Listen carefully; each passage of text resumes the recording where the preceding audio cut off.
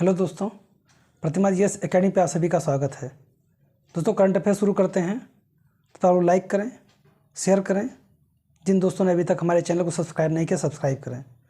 दोस्तों, current affair केवल मैं 4 पॉइंट लेता हूं और वो 4 पॉइंट ऐसे होते हैं जो आगामी एग्ज़ाम के लिए बहुत ही महत्वपूर्ण होते हैं। यहाँ पे स्टैटिक्स जीएस मैं इसलिए नहीं लेता हूँ कि पहली बात तो ये कि क्लास बड़ी हो जाएगी, और दूसरी बात ये है कि स्टैटिक जीएस आप कहीं ना कहीं किताबों से पढ़ ले रहे हैं। करंट में जो आगामी एग्ज़ाम है, पीसीएस से नीचे लेवल तक के जितने भी एग्ज़ाम हैं उसमें का आने वाले करंट के क्वेश्चन हमारे क्लास से होंगे, और वो केवल आपको मात्र 10 से 15 मिनट का, 20 मिनट का जो भी क्लास में देता हूँ ये पर्याप्त होता है। आप लोग लाइक करें, शेयर करें, सब्सक्राइब करें। नंबर 1 पॉइंट है राष्ट्रीय स्मारक प्राधिकरण के नए अध्यक्ष। राष्ट्रीय स्मारक प्राधिकरण के नए अध्यक्ष बनाए गए हैं किशोर कुमार बासा जी, प्रोफेसर हैं। सबसे पहले तो इसका मतलब क्या है,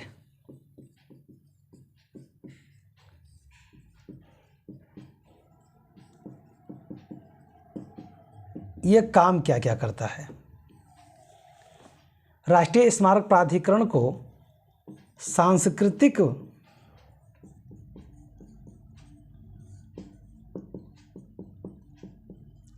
सांस्कृतिक मंत्रालय के द्वारा 2010 में अधिनियमित किया गया था। राष्ट्रीय स्मारक प्राधिकरण का काम होता है पुराने भवन का संरक्षण करना, उसका जीर्णोद्धार कराना और संरक्षण के साथ साथ में उसकी जांच करना, आवश्यकता पड़ने पर उसे संबंधित समस्त कार्यप्रणाली को देखना राष्ट्रीय स्मारक प्राधिकरण का काम होता है। ये चर्चा में है तो यहाँ से प्रश्न ये पूछे जा सकते हैं कि किस मंत्रालय के अधीन ये आता है और कौन बनाया गया है। तो प्रोफेसर किशोर कुमार बासा जी को राष्ट्रीय स्मारक प्राधिकरण का नया अध्यक्ष बनाया गया है। इनका कार्यकाल 3 वर्ष का होगा। बासा महोदय महाराजा श्री रामचंद्र भंजदेव विश्वविद्यालय के कुलपति हैं। महाराजा श्री रामचंद्र भंजदेव विश्वविद्यालय के ये कुलपति हैं और इन्हें भारतीय राष्ट्रीय परिसंघ और मानव विज्ञान अकादमी का अध्यक्षता भी प्राप्त है। भारत का सबसे बड़ा मानव विज्ञान अकादमी संघ है ये, जो भारतीय राष्ट्रीय परिसंघ है, ये भारत का सबसे बड़ा परिसंघ है। भारत का सबसे बड़ा संघ है मानवाधिकार से संबंधित। यानी कि जो किशोर कुमार बासा जी हैं, यहाँ से प्रश्न पूछ सकता है कि वो और किस पद पे हैं। राष्ट्रीय स्मारक प्राधिकरण को सांस्कृतिक मंत्रालय के अंतर्गत रखा गया है और इसके तहत 2010 में अधिनियमित किया गया था। अगला पॉइंट है देश की सबसे बड़ी पवन टरबाइन। देखिए, गुजरात में इस समय विकास बहुत तेज़ी से हो रहा है। ज़्यादातर कोई नया क्रिएशन अगर देश में होता है तो पहली प्रोबेबिलिटी होती है कि वो गुजरात में ही किया जाएगा। तो सबसे बड़ा पवन टरबाइन भी गुजरात में लगाया गया है।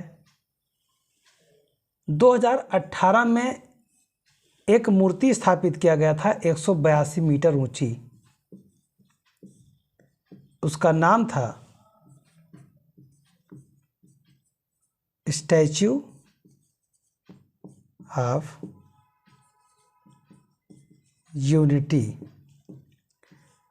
ये सरदार वल्लभ भाई पटेल जी की मूर्ति है जिसे स्थापित किया गया था। लेकिन अभी एक पवन टरबाइन लगाया गया है जो विश्व का सबसे ऊंचा है और 200 मीटर का है, 200 मीटर की ऊंचाई है। यानी कि सब विश्व की सबसे बड़ी मूर्ति स्टैचू ऑफ यूनिटी से भी यह 18 मीटर ज़्यादा ऊंचा है। ये प्रश्न इस बार जरूर आएगा। हाल ही में अडानी न्यू इंडस्ट्री लिमिटेड ने, यानी अडानी ग्रुप अभी एशिया के सबसे अमीर व्यक्ति बन गए हैं, विश्व के तीसरे सबसे अमीर व्यक्ति हैं। इस समय ये भी बहुत तेज़ी से आगे बढ़ रहे हैं। तो अडानी न्यू इंडस्ट्री लिमिटेड ने गुजरात के मुद्रा में दुनिया की सबसे ऊंची पवन टरबाइन 200 मीटर का स्थापित किया है। पवन टरबाइन क्या होता है? ऐसे यहाँ पे एक पंखा टाइप का होता है और ऐसे लगा होता है खूब बड़ा सा, और ये घूमता रहता है, ये घूमता रहता है।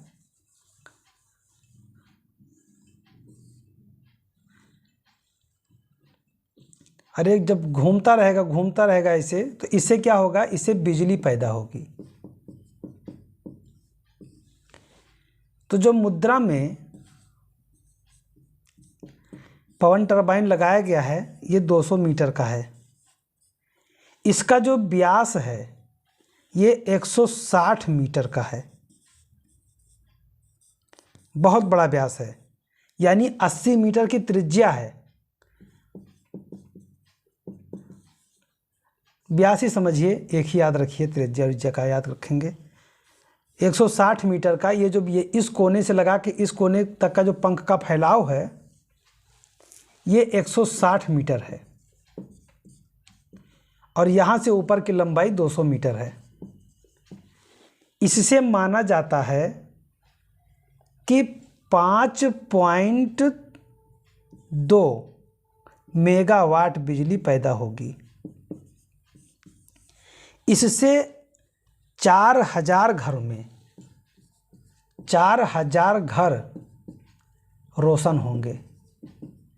यानी 4000 घरों को बिजली दी जाएगी, और ये बहुत बड़ी उपलब्धि होगी पवन ऊर्जा के लिए। पवन ऊर्जा के क्षेत्र में गुजरात बहुत धनी है इस मामले में। यह टरबाइन अडानी एंटरप्राइजेस लिमिटेड के स्वामित्व वाली अनुषंगी मुद्रा विंडटेक लिमिटेड द्वारा स्थापित किया जा रहा है। अडानी न्यू इंडस्ट्री लिमिटेड ने इसे लागू किया है। उसके अंतर्गत कई ऐसे अनुषंगी निकाय हैं, उनमें एक है मुद्रा विंडटेक लिमिटेड, उसने इसे लागू किया है, स्थापित किया है। बिजली उत्पादन क्षमता 5.2 मेगावाट है, और यह 4000 घरों में बिजली देने में सक्षम होगी। इसका रोटर व्यास 160 मीटर है। ये वही जो इसे रोटर व्यास कहा जाता है। आप कहीं पवन चक्की देखेंगे लगा हुआ, ऐसे होता है। पंखे जैसे पंखा देखें खड़ा तो ऐसे लगा होता है, और ये घूमता रहता है। तो ये इसका जो व्यास है 160 मीटर का है। तो यहाँ पे प्रश्न पूछेगा कि ये कहाँ पे लगाया गया, तो ये देश का पहला है कि सबसे बड़ा लगाया गया है, और अभी तक ऐसा कहीं भी लगाया नहीं गया था। और यहाँ तक का देश का तो है ही है, ये दुनिया का सबसे बड़ा है। पूरे विश्व में 200 मीटर का 200 मीटर ऊंचाई और 160 मीटर व्यास का अभी तक टरबाइन नहीं लगाया गया है। तो ये वेरी इंपॉर्टेंट हो सकता है। अगला पॉइंट है फिक्की के नए अध्यक्ष। तो फिक्की का मतलब है federation of Indian chambers of commerce and industry. यानी फिक्की, ये वही फिक्की है जो 1927 में स्थापित की गई थी, यानी जिस समय भारत गुलाम था। संयुक्त रूप से पहला व्यापारिक संगठन।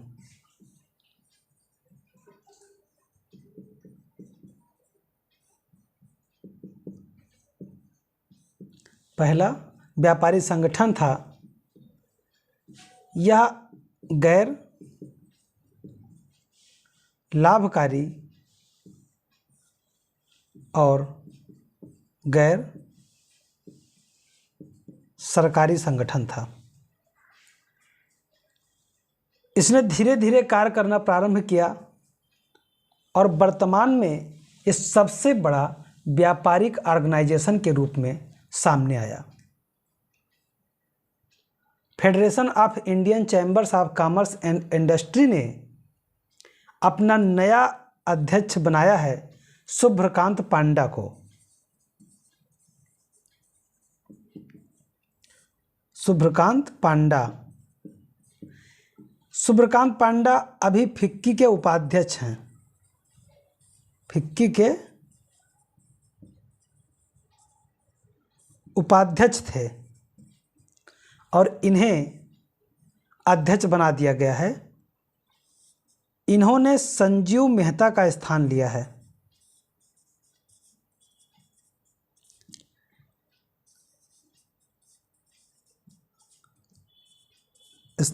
यानी इससे पहले संजीव मेहता फिक्की के अध्यक्ष थे।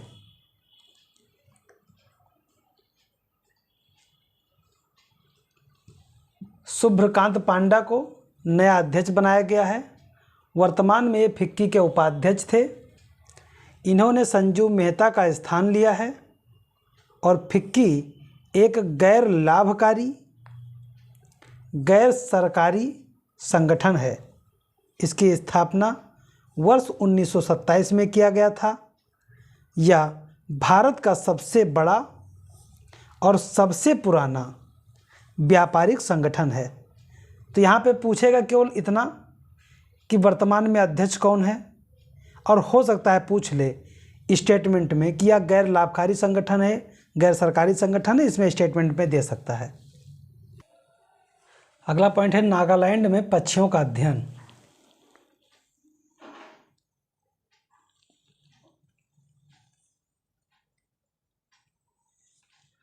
ये अरुणाचल प्रदेश है। आपका यहाँ पे नागालैंड पड़ता है। नागालैंड जहाँ एक तरफ म्यांमार से सीमा बनाता है,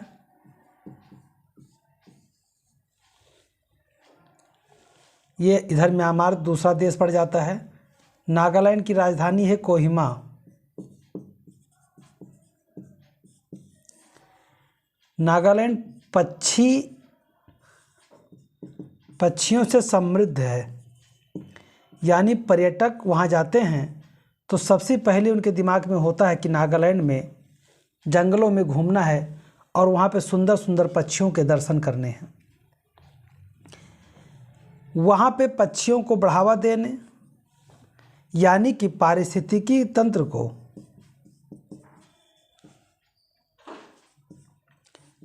तंत्र को बढ़ावा देने के लिए पक्षियों का अध्ययन किया जाना शुरू किया गया है। और साथ ही साथ वहाँ के दस्तावेज में पक्षियों की गणना भी की जानी शुरू कर दी गई है। यानी नागालैंड राज्य में पक्षियों की सूची के लिए 4 से 7 नवंबर 2022 तक 4 दिवसीय दस्तावेजीकरण कार्यक्रम शुरू किया है। यानी कार्यक्रम कौन सा होगा? दस्तावेजीकरण कार्यक्रम। दस्तावेजीकरण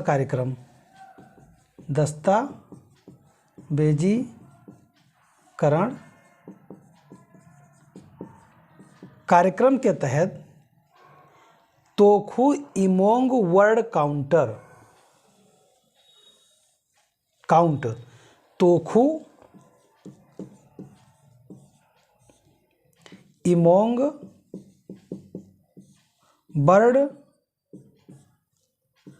काउंट, यानी TEBC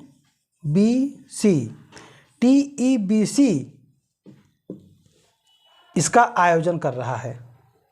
यानी कि दस्तावेजीकरण कार्यक्रम के तहत तोखु इमोंग वर्ड काउंट के तहत इसका आयोजन हो रहा है और TEBC का पहली पहल है जहां पक्षियों के साथ त्यौहार मनाने के लिए प्रोत्साहित किया जाएगा। मतलब कि तोखु उमंग वर्ड काउंट के तहत ये कहा गया है कि पक्षियों के साथ त्यौहार मनाया जाए। अब इससे क्या होगा, जब कई प्रकार के सुंदर सुंदर पक्षी त्यौहार में शामिल होंगे तो वहाँ पे पर्यटन को बढ़ावा मिलेगा, पर्यटन को बढ़ावा मिलेगा, पर्यावरण के लिए अच्छा सूचक है और जो पक्षी खतरे के निशान पर हैं उनके लिए सुरक्षा व्यवस्था किया जाएगा। यानी कि पर्यावरण पारिस्थितिकी के लिए नागालैंड बेहतर कार्य कर रहा है। इस समय नॉर्थ ईस्ट जो है, नॉर्थ ईस्ट अच्छा काम कर रहा है कई मामलों में।